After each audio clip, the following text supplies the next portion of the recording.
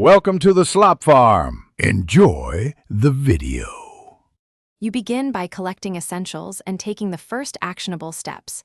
Pick an LLM provider with API keys and confirm rate limits and costs so you won't be surprised later. Install a Python runtime or container and create a virtual environment. This gives you reproducible installs. Define the agent's scope and toolset now, list allowed actions, external tools, and safety constraints, because clear boundaries let you design prompt structure and orchestration that are predictable and testable. Once done with prerequisites, you design the agent's architecture by creating prompt templates and system messages that shape behavior. This controls the how and why of responses. Implement adapters for tools such as web search, code execution, and database queries, and make sure each adapter normalizes inputs and outputs.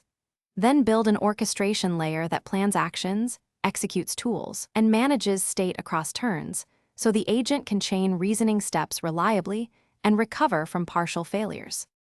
You finalize by testing thoroughly. Craft unit tests for prompt behavior, integration tests for tool chains, and scenario tests for edge cases so you catch failures early.